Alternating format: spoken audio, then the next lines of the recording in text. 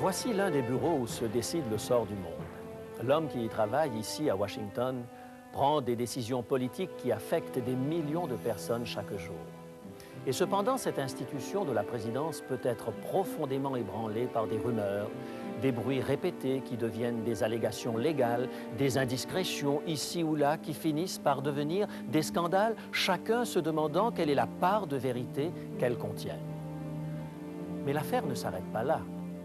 En effet, beaucoup de personnes ont commencé à dire qu'il s'agit là d'une affaire privée qui ne regarde personne d'autre.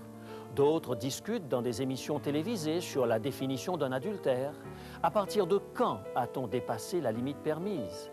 Des gens se permettent de dire ce genre de choses ne devrait plus nous choquer. Tout ceci nous amène à nous poser la question: vers quel type de société allons-nous si l'infidélité doit être désormais perçue comme une chose banale?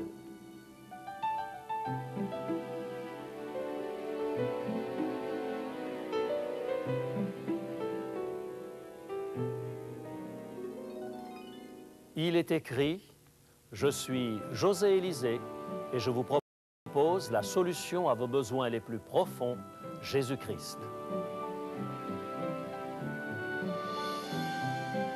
Notre sujet aujourd'hui: je t'aime, je ne t'aime plus. Nous continuons d'aimer le rituel, le faste, les symboles d'un amour éternel. Chacun continue de chérir l'idée selon laquelle le mariage, c'est pour la vie. Chacun apprécie encore le fait d'entendre ces mots au sujet de l'engagement, pour le meilleur et pour le pire. Pourtant, quelque chose s'est passé qui remet en cause tout ceci. Dès lors que l'on commence à justifier publiquement les relations extra-conjugales, on initie la justification de l'adultère.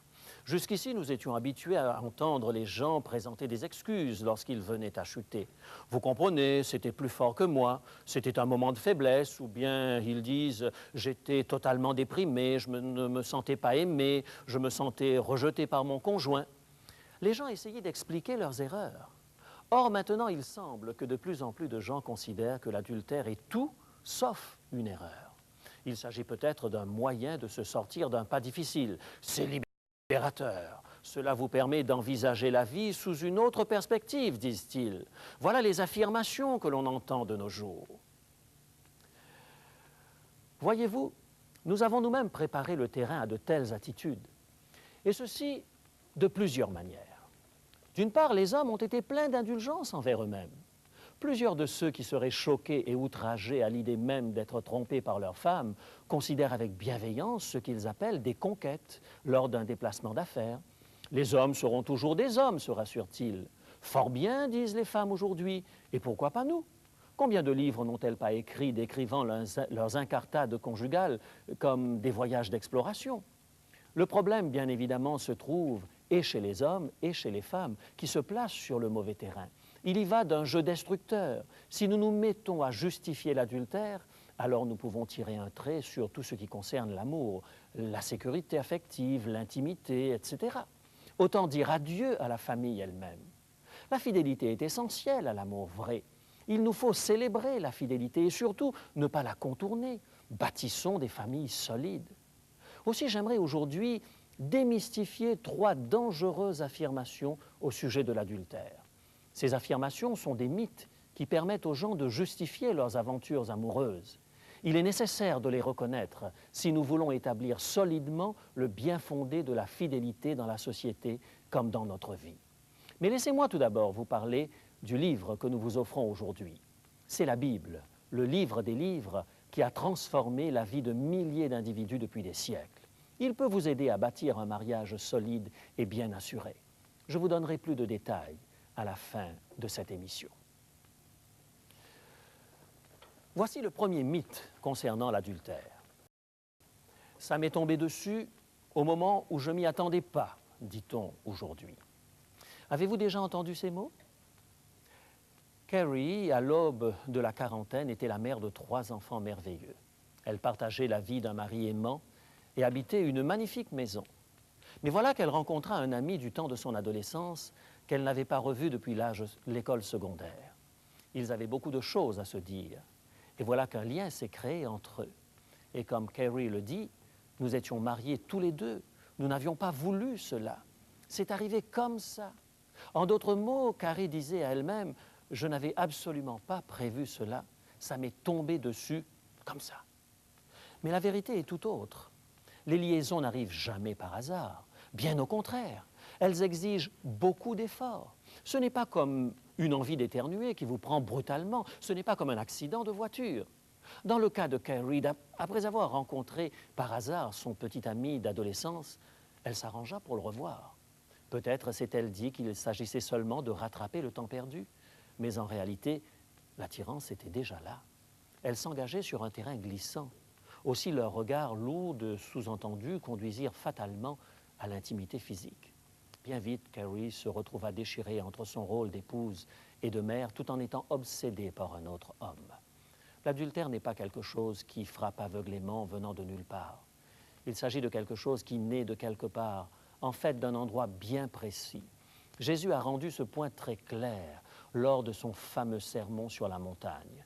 Nous le trouvons dans l'Évangile de Matthieu, chapitre 5, versets 27 et 28.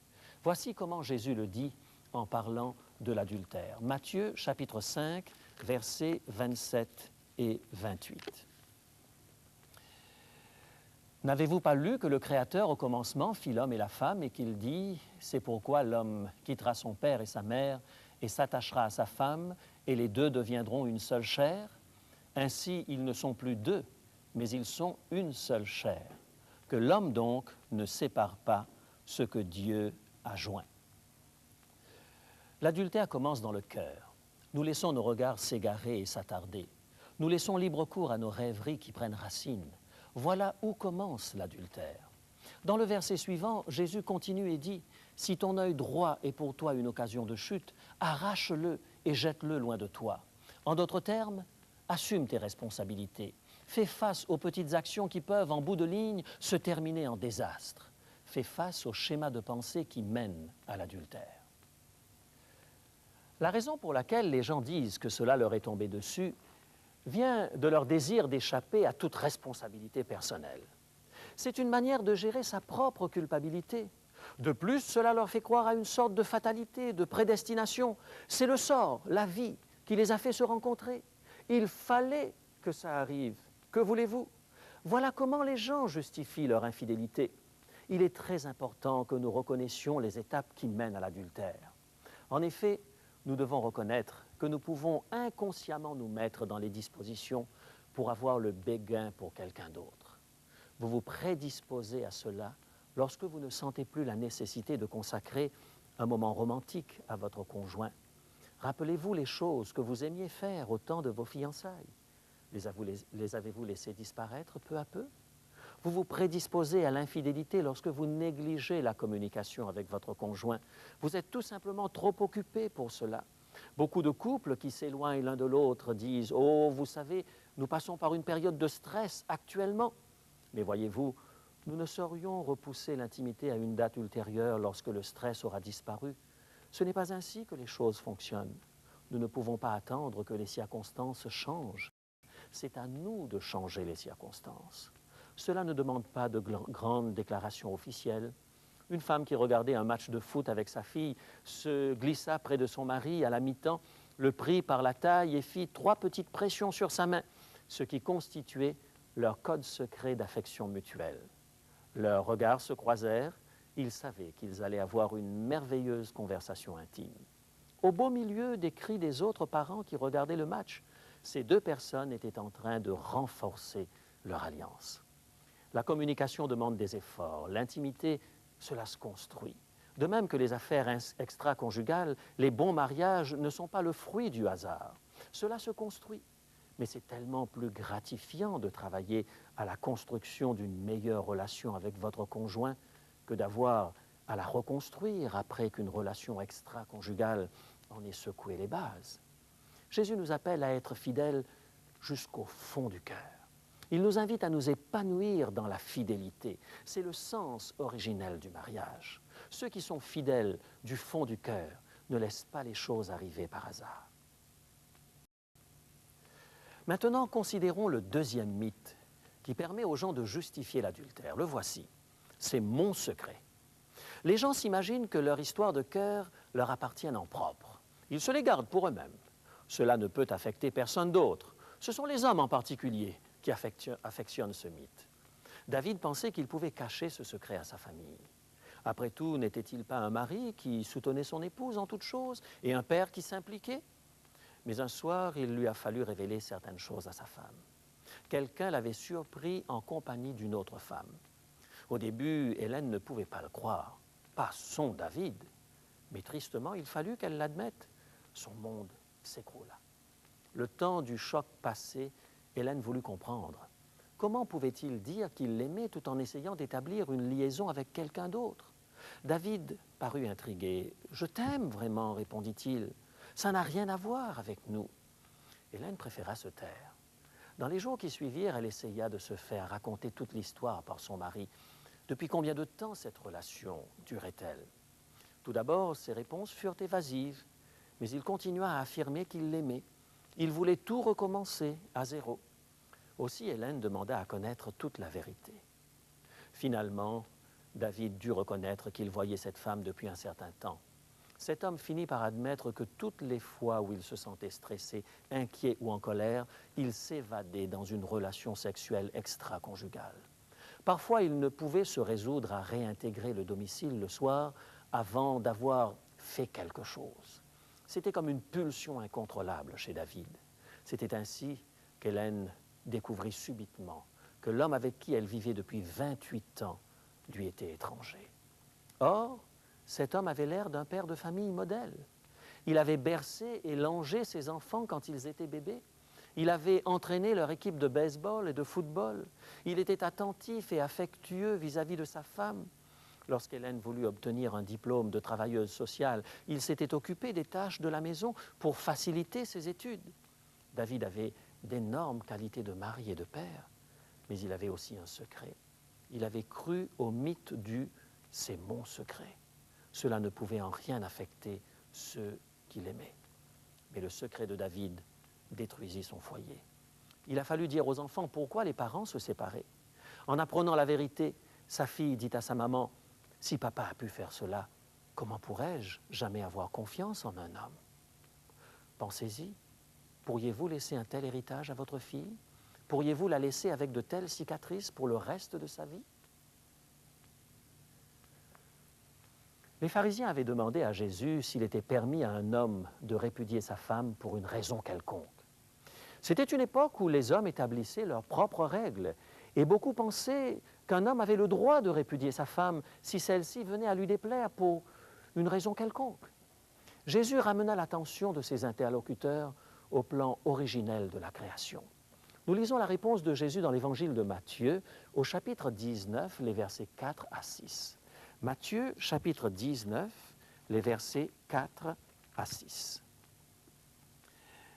N'avez-vous pas lu que le Créateur au commencement fit l'homme et la femme et qu'il dit « C'est pourquoi l'homme quittera son père et sa mère et s'attachera à sa femme et les deux deviendront une seule chair. Ainsi, ils ne sont plus deux, mais ils sont une seule chair. Que l'homme donc ne sépare pas ce que Dieu a joint. » Jésus affirma que l'union physique au sein du mariage est sacrée. Cela fait partie de la manière dont Dieu unit deux personnes au sens fort du terme. C'est cela la vraie intimité.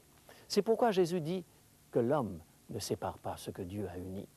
En d'autres termes, ne faites rien qui puisse briser cette intimité. Quelqu'un s'est donné tout entier à vous, ne faites rien qui puisse briser cette confiance. Quelqu'un est devenu une même chair avec vous, vous n'avez pas le droit de devenir une même chair avec quelqu'un d'autre. Ce serait trahir l'alliance humaine la plus importante qui soit. Quel est l'appel de Dieu pour nous qui vivons dans un monde rempli de secrets peu reluisants? Dieu nous appelle à être fidèles dans chacune de nos actions. C'est là le cadeau que nous pouvons offrir l'un à l'autre afin de construire une vraie intimité. Voilà l'héritage précieux qu'il nous faut laisser à nos enfants. Passons maintenant au dernier mythe dont les gens se servent pour justifier l'adultère. Il s'agit ici d'une idée que les femmes ont récemment ajoutée à leur arsenal. J'ai le droit, moi aussi, d'avoir une aventure. Les hommes tendent à considérer une infidélité comme une aventure secrète bien distincte de leur mariage. Les femmes, en général, tendent à considérer une infidélité comme une solution à une insatisfaction dans leur mariage ou une solution à un problème avec leur conjoint. Sandra était mariée depuis 2 ans lorsqu'elle prit conscience qu'elle vivait dans un désert affectif. Elle avait une foule d'amis avant le mariage et elle sortait beaucoup. Mais maintenant, cela avait été remplacé par un mari qui travaillait de longues heures dans un bureau d'avocat. À l'exception de son bébé, elle se sentait bien seule toute la journée. Son mari la regardait rarement quand elle s'adressait à lui. Il se contentait seulement de vagues grognements d'approbation. Sandra avait le sentiment qu'elle faisait partie du mobilier. Mais un jour, un charpentier vint réparer le seuil de sa maison. Sandra lui offrit une limonade et s'attarda à l'extérieur. Après qu'il eut fini son travail, tous les deux s'assirent sur le seuil et bavardèrent longuement de toutes sortes de choses. Sandra se sentit revivre à nouveau et bascula dans une relation extra-conjugale. Il s'agissait là d'une relation de rêve. Il n'avait pas à s'occuper de factures, de pannes de voiture ou d'enfants. Il se laissait bercer par la romance. Sandra pouvait se rassurer. N'avait-elle pas droit, elle aussi, à un peu de bonheur? Son mari la négligeait. N'avait-elle pas le droit d'avoir quelqu'un qui fasse attention à elle? Vous le savez, chaque mariage connaît ses propres insatisfactions. L'important, en définitive, c'est la manière dont nous y faisons face. Or, ce que les femmes comme Sandra font se résume à ceci: trouver une solution artificielle en dehors du mariage, plutôt que de faire face à ces problèmes et de travailler sur la consolidation du mariage lui-même. C'est tellement plus facile de croire que notre conjoint est responsable de tous nos problèmes et de tous nos malheurs. Alors les gens préfèrent changer de partenaire au lieu de faire face aux routines qui détruisent leur mariage. Ils se disent qu'ils ont droit au bonheur, ils méritent ces solutions qu'ils trouvent ailleurs. C'est tout bonnement effarant de constater jusqu'où les gens peuvent pousser aujourd'hui le mythe du « j'ai le droit au bonheur ». Une psychologue conclut son livre au sujet des femmes ayant une double vie et 2 amours en décrivant le retour d'une épouse adultère à la maison. Elle dit que cette femme ne rentre pas chez elle honteuse et coupable, mais chargée des magnifiques trophées d'une relation d'amour qui a apporté à son mariage ce que rien d'autre ne pouvait accomplir. Voici une dame qui est persuadée que son aventure lui a permis de se réaliser pleinement et de devenir une meilleure personne pour le bien de tous ceux qu'elle aime. Et la psychologue de conclure: et qui sommes-nous pour oser dire le contraire? Eh bien, je suis un de ceux qui affirment le contraire. L'adultère n'est pas la solution. Ce n'est jamais une solution. Il s'agit d'une fuite en avant. Il s'agit d'une chimère qui finira par se dissoudre et vous laisser avec les mêmes problèmes que vous avez toujours connus et éviter d'affronter.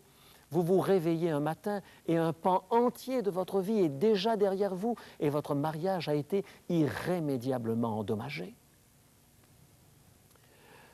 Voici quelque chose d'intéressant que révèle un chercheur au sujet des femmes qui disent avoir bien le droit au bonheur. Il a découvert que cela ne marche qu'en sens unique. En effet, lorsque leur propre conjoint a fait la même chose, devinez quoi? Tout ce beau discours sur la nécessité du bonheur, ces belles théories au sujet de la réalisation de soi, disparaissent comme par enchantement. La phrase « j'ai bien le droit à une aventure » ne se traduit jamais en « tu as bien le droit toi aussi à une aventure ». Et lorsque c'est le cas, le mariage est en phase terminale, même si l'association peut durer encore quelque temps. Si nous prenons au sérieux le fait de préserver le lien le plus précieux qui soit dans cette vie, alors il vaut la peine de se poser cette question. Qu'arriverait-il si mon conjoint ne faisait plus attention à moi?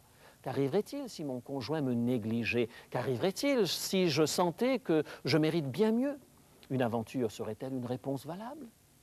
Notre Dieu dit que la meilleure réponse à cette question consiste à travailler sur notre union. Jésus vivait une époque où un homme pouvait répudier sa femme simplement en lui donnant une lettre de divorce. La réponse de Jésus à ce type de comportement se trouve dans Luc au chapitre 16, le verset 18. Luc, chapitre 16 et le verset 18. Quiconque répudie sa femme et en épouse une autre commet un adultère. Dans Matthieu 5, Jésus va plus loin en disant: quiconque répudie sa femme pour toute autre raison que l'immoralité sexuelle la pousse à devenir adultère. De quoi s'agit-il ici? Prenons une illustration. Disons qu'un homme marié rencontre une femme préférable à sa propre femme. Peut-être qu'il se dit qu'il a droit à un bonheur plus grand que celui qu'il connaît actuellement. Mais il ne veut pas se contenter d'une aventure parce que, dans sa conception des choses, une aventure est un adultère. Alors, il rédige une lettre de divorce qu'il remet à sa femme. Puis, en tout honneur, il épouse la femme convoitée. Il se rassure en se disant qu'il a agi en toute légalité. Pas du tout, lui dit Jésus. C'est toujours un adultère.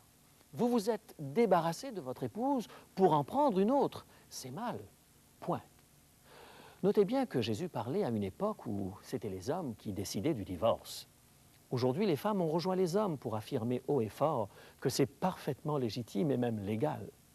Or, Dieu nous appelle à la fidélité sans condition.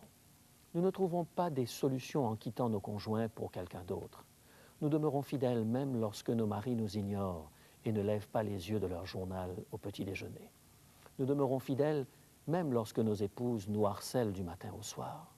Nous demeurons fidèles même lorsque des problèmes graves surgissent dans nos foyers. Nous résolvons les problèmes avec la grâce de Dieu et nous ne nous contentons pas de changer de partenaire. Oui, Dieu nous réserve une meilleure destinée. Dieu nous appelle à être fidèles du fond du cœur. Dieu nous appelle à être fidèles dans toutes nos actions. Et Dieu nous appelle à être fidèles de manière inconditionnelle. C'est ainsi que Dieu l'a voulu.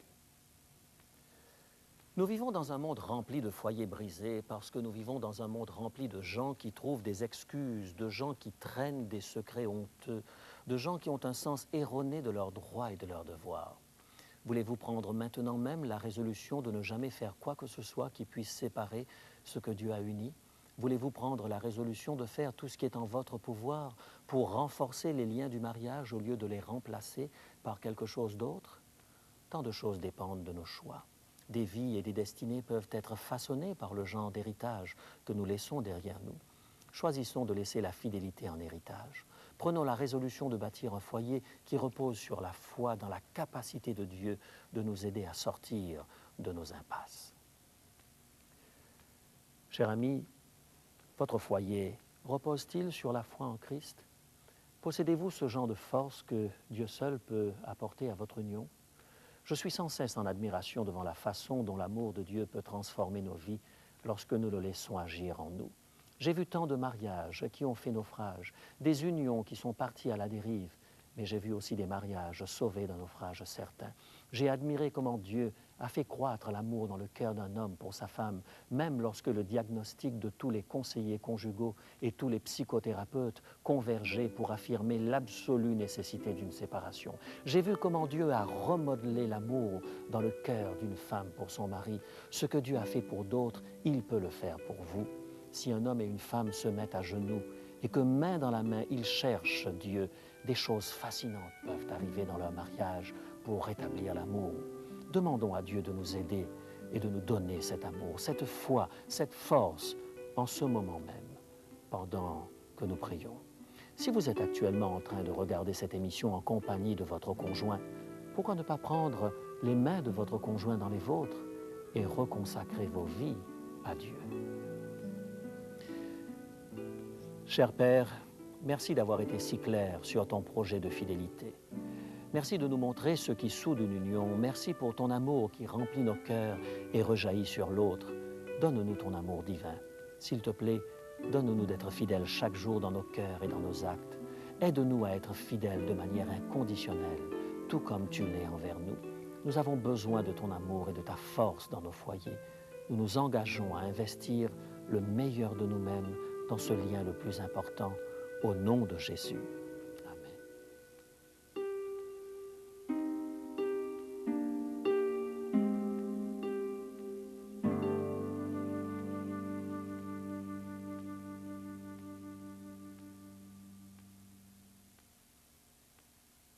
Il est possible de vivre une union heureuse pour la vie. Nos mariages peuvent constituer des unions solides. Avec l'aide de Dieu, nous pouvons bâtir des foyers solides dans un monde tourmenté.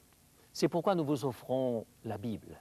Les principes qui y sont contenus contribueront à renforcer les liens de votre mariage et vous aideront à vous épanouir individuellement et en tant que couple. Pour la modique somme de 10 $, vous recevrez la Bible, accompagnée d'un petit guide intéressant intitulé « Le mariage est-il devenu un décevant mirage ?» Alors, n'hésitez pas à demander la Bible, ainsi que le feuillet sur le mariage. Il vous suffit de nous écrire ou de composer le numéro de notre ligne sans frais. Voici maintenant les renseignements dont vous avez besoin. Vous pouvez demander l'offre du jour en composant maintenant le 651-5558 ou le 1-877-651-5558 si vous êtes de l'extérieur de Montréal. Laissez-nous vos noms, adresses et numéros de téléphone ainsi que le titre de l'offre d'aujourd'hui. Nos téléphonistes attendent vos appels et sont à votre service jusqu'à 10 heures ce matin. Composez maintenant le 651-5558 pour Montréal et les environs. Si vous êtes de l'extérieur de la région de Montréal, composez sans frais le 1-877-651-5558.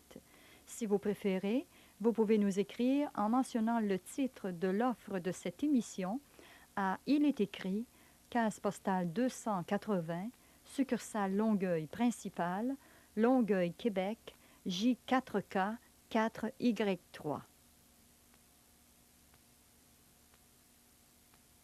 Chers amis, je ne voudrais pas que nous nous quittions avec le sentiment que mon foyer est parfait et que tout va pour le mieux dans le meilleur des mondes. Je peux vous assurer qu'Élisabeth et moi-même avons mis des années à pouvoir nous apprécier et découvrir les merveilleuses qualités que le Seigneur nous a accordées à l'un comme à l'autre. Et cet apprentissage, nous l'avons fait non pas à travers simplement des moments agréables, mais aussi à travers des moments difficiles, voire même des disputes. Mais lorsque nous laissons le Seigneur Jésus pénétrer notre foyer et qu'il est au centre de nos préoccupations, alors nous arrivons à surmonter ces difficultés. Et nous avons même appris à partager avec les autres ces manières de résoudre ces problèmes. Aussi, bientôt, nous vous ferons la proposition d'un certain nombre de séminaires pour que les couples puissent mieux se découvrir, mieux s'apprécier et comprendre le projet de Dieu à leur intention. Nous vous en dirons plus dans quelque temps. Nous apprécions sincèrement vos appels et vos lettres. Vous avez peut-être des requêtes de prière ou des questions. Sachez que nous sommes toujours heureux de les recevoir. Elles sont pour nous une indication que vous appréciez notre programme. D'ici la semaine prochaine, souvenez-vous, il est écrit « L'homme ne vivra pas de pain seulement, mais de toute parole qui sort de la bouche de Dieu ».